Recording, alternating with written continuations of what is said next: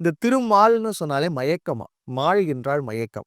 அப்படி எல்லாமே மயக்கத்தில் வைத்திருக்கக்கூடிய அந்த திருமாலுக்கே, இவர் எப்படி மருமகனா வராருன்னா, தங்கச்சி பிள்ளை அப்படிங்கிற அடிப்படையில மருமகன்னு சொல்றோம் முருகனை. இது ஒரு பக்கம் கதை இருக்கிறப்ப, மாமனார் முறையாவே வருவாரு திருமால். அதுக்கும் ஒரு கதை இருக்கு. என்ன அப்படின்னா, நடராச பெருமானும், சிவகாமி அம்மையும் ஆனந்த தாண்டவம் ஆடுகிறார்கள். இப்படி ஆனந்த தாண்டவம் ஆடும்போது, திருமால் பார்க்கிறாராம்.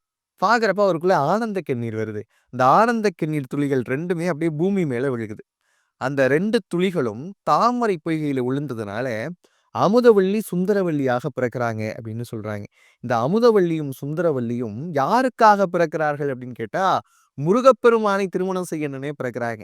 அதுல அமுதவல்லி அப்படிங்கிற பெண் வந்து பார்த்தீங்கன்னா, எந்நேரமும் முருகனுடைய பக்தியிலேயே ஆழ்ந்திருந்தனால, அடுத்த பிறவியில தேவேந்திரனுடைய பொண்ணா பிறந்து தெய்வானையா வராங்க.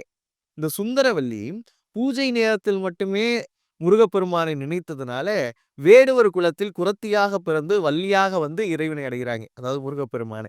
இதுதான் அவருடைய சிறப்பு அப்படின்னு பார்க்கிறப்ப, இப்ப 2 பொண்ணையும் குடுத்திருக்கிறாரு. யாருக்கு? தன்னோட மருமகனுக்கு. அதனாலேயே இங்க சிறப்பு. வேற எங்கும் பார்க்க முடியாதது என்னன்னா, வைணவமும், கௌமாரமும் இணைந்திருக்கக்கூடிய ஒரு இடமாக நம்ம பழமுதிர் சோலைய பார்க்கிறோம். கீழ மாமா இருக்க, மேல மருமகன் ஜம்முன்னு 2 மனைவியோடு இருக்கக்கூடிய திருத்தலமாக பழமுதிர் சோலையை பார்க்கிறோம்.